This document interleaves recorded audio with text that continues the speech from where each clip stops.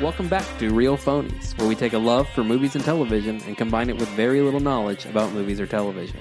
I'm your host, Christian. Joined with me is Joseph. Yellow. And Hurt, I think you're just officially a part of the cast now. I mean, I think this is 3 weeks in a row. Yeah. I feel like I should get a pin or something. You're not a guest anymore. And there's no Ian today, so Joseph, you got our news for us? I do. So we're going to start off with some casting news. John Bernthal and Vera Farmiga are being cast in The Many Saints of Newark, which is, I guess, a prequel to The Sopranos. Is that what you said? Yes, it is. I never watched The Sopranos. Did you watch The Sopranos, Hurt? I watched a lot of it. Ian is a huge Sopranos person, so it sucks he's not. I'm recognizing this episode has a lot of things that Ian would like to comment on. I know. We wish you were here, buddy.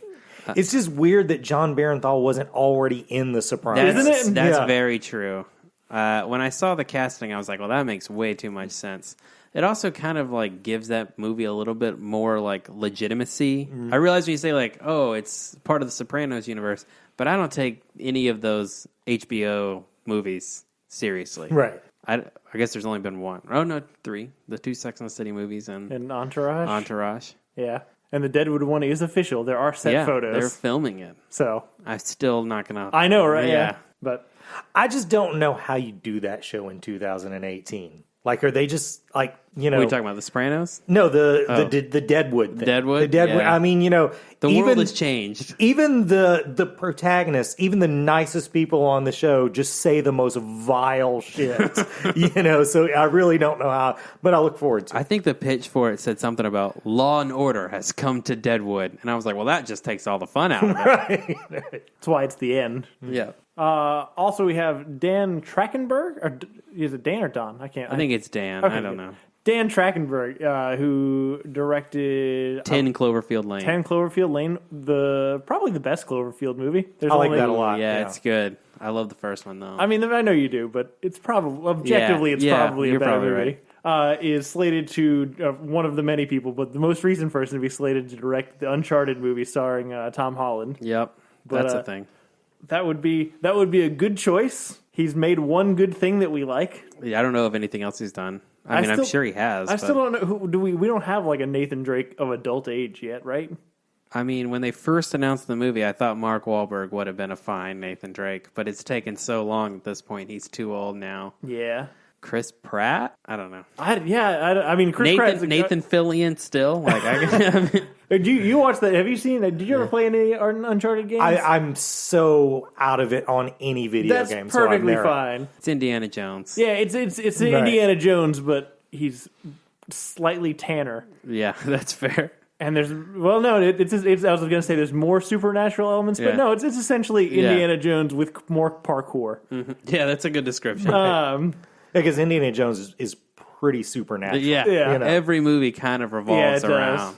does. But one of the main central things that people seem to like about it is the character is very quippy and very likable. And It's got a snark to it. And people always wanted Firefly era Nathan Fillion. And granted, the video game series started well after Firefly was canceled, but people just wanted Firefly era Nathan Fillion desperately to be Nathan Drake, the main character of this series. And it's just, I mean, look, they made a video game they made a YouTube movie or something? YouTube movie adaptation of it with Nathan Fillion, and despite the fact that he does look too old, I mean, he plays the character correctly. Yeah, you know. You know, that's a funny thing about Nathan Fillion, because he sort of caught on after he was a little too old to play everything everyone wants him to play. Correct. Sure. And I'm just like, fuck it, just go ahead and do it. Who cares if he's a little saggy? Like, you know. Yeah, do you still, like, what was the big, Hal Jordan? I think people wanted him for Hal Jordan for a long time. Make him Hal Jordan. Who gives a shit? Yeah. We could do old Hal Jordan. That's what we're planning on doing. Yeah, that's right. We heard, right?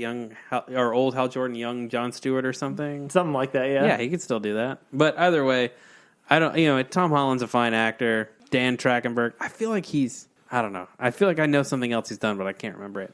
It seems like a fine combo. I still don't believe this movie actually gets made. Me too. That's exactly where I'm at. I just always think it's weird when they make, like, cinema-heavy video games, which I'm under the impression this one is, into movies, because they're already movies. No, absolutely. It's almost like you're taking something, like when you turn Super Mario Brothers into a movie. Not that I'm saying Super Mario Brothers was great, but they were adding something to it. It's like with a lot of these, it's like, okay, well, you're just taking away the shit where I can play it. I'm just watching the cinemas for 2.5 hours now. Which is most of the Metal Gear Solid games. Well, I would say Uncharted is pretty infamous for it being very cinematic. Yeah, but they have cinematic with like reaction things a lot of the time. It happens in it. But that's why I think in this film they're going for young Nathan Drake, something we haven't seen before. There's not really much of backstory. There is some, but I don't know. It's just still whatever. I'm not sure. It's not going to happen. No.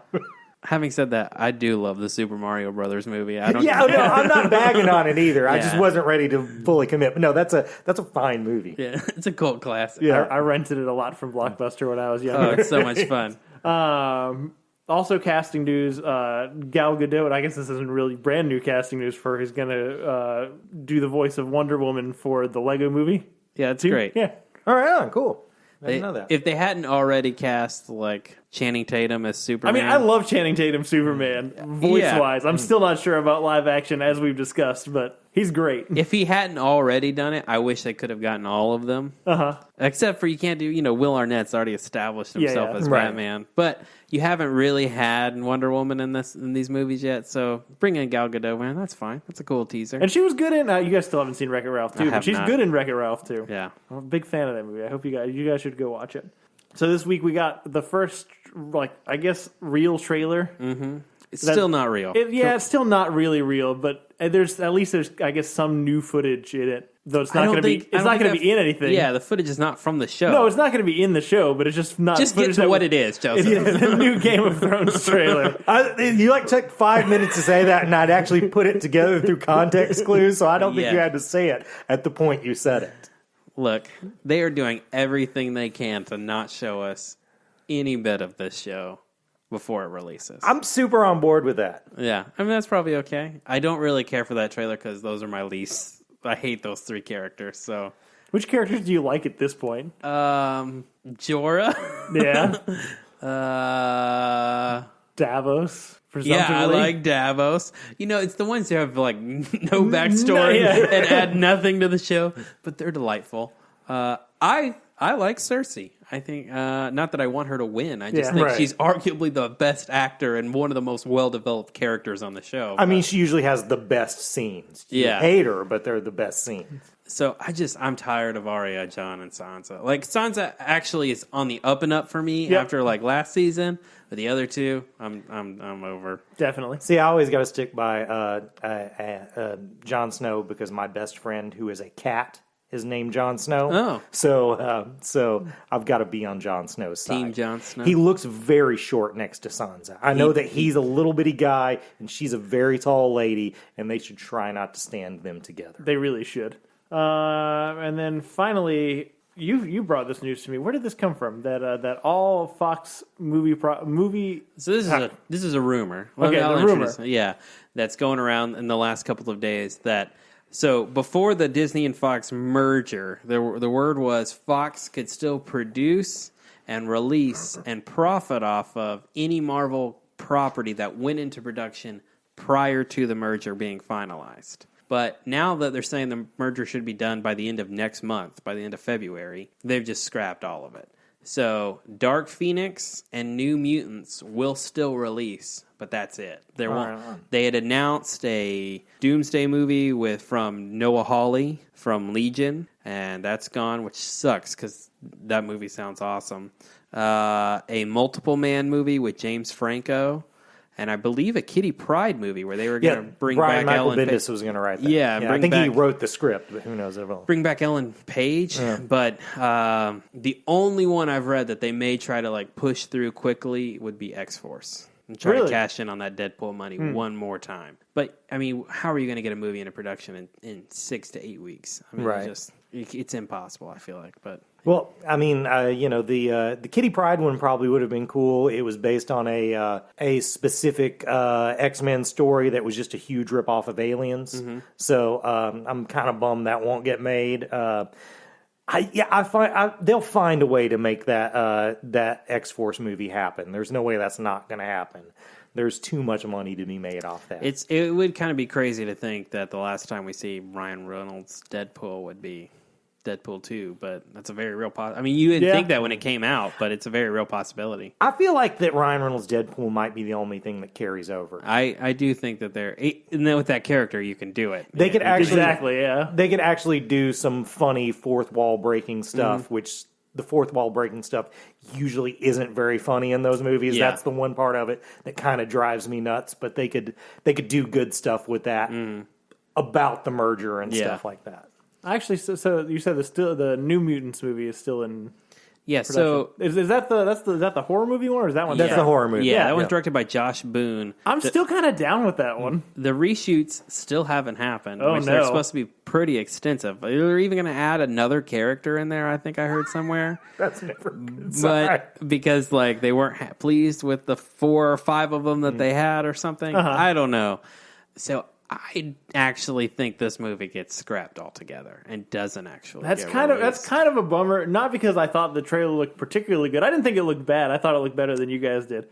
But I wasn't a fan of the trailer. I just feel that we talk all the time about how superhero movies are constantly moving to this area where they have to be like something else. They can't just they're a superhero with another genre. And I don't feel like the superhero horror has really been done yet. I know that they're making that Superman ripoff movie, whatever. Brightburn. But I feel like mutants in particular are good candidates for that, and it would be an interesting, different thing to do with the X-Men instead of seeing Jean Grey and Cyclops and Wolverine fucking around again.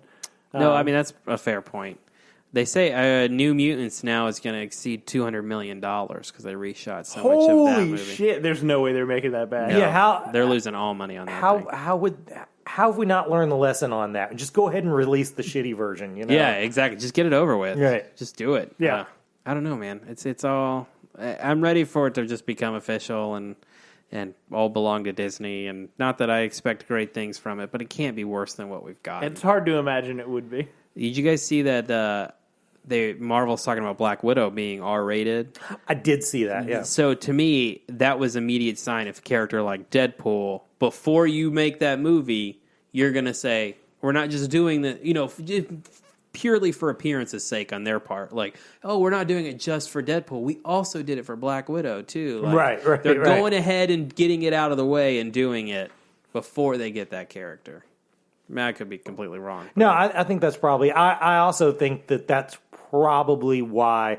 I was thinking about this, too, that's probably why we got Captain Marvel before we got Black Widow, because they didn't want their first female lead movie to be, like, sexy R-rated movie. Yeah, that's true. It's interesting to me, the idea that you're going to take somebody who's woven into this, PG-13 for families universe and give them an R-rated film, and then presumptively weave them back into the PG-13 universe, because it almost seems like they wouldn't fit. She's got red in her ledger, man. Thanks, Joss Whedon. Yeah. You're welcome. That was on TV last night. It's a good movie. Yeah, it is a good movie. I don't know. I just feel like that would be kind of jarring because there is such a gap. Well, there's just such a safe, cushiony, like barrier around all these characters and like who they are, what they, there are certain degrees of varying morality and whatever, but it's a very narrow range. Yeah.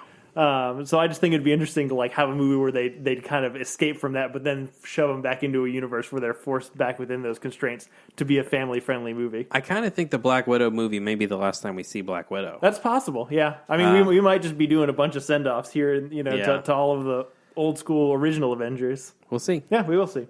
But that's it for the news for this week. Tune in later this week. We are going is Glass already out? Glass is not out. I think it comes out next week. It comes up this weekend. Good. This weekend? This weekend. Yeah, I just saw the reviews come in, so whatever. So in anticipation of Glass, we are going to be going back through the rise and fall and kind of re-rise of M. Night Shyamalan's tumultuous career. So join us a little later this week for that. In the meantime, you please like, subscribe, follow us, tell all your friends about the podcast. That's how we obviously get new listeners. Word of mouth is powerful. If you have anything you want us to talk about on air, you can reach us at betterthantransformers@gmail.com. You can also reach us on Facebook and Twitter at Real Phonies. Thanks to Zach Evans for our art and Brian Velasquez for our theme. We'll see you guys later this week. Later.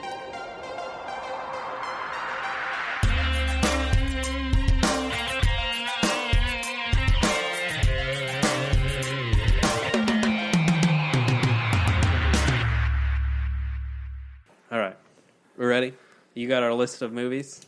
Yes. Oh no, just a side note. Just there's nothing to do with this, but that you talked about how studios should have learned their lesson not to just keep sinking money into things. That's how Jason Blum has gotten to be a fucking gajillionaire. Really? Yeah, because all of his movies, he sets a specific budget, and he gets like directors that are either on the rise or directors that have like fallen off, and gives them gives them a movie. And his cap is like $17 million. It's often less than that.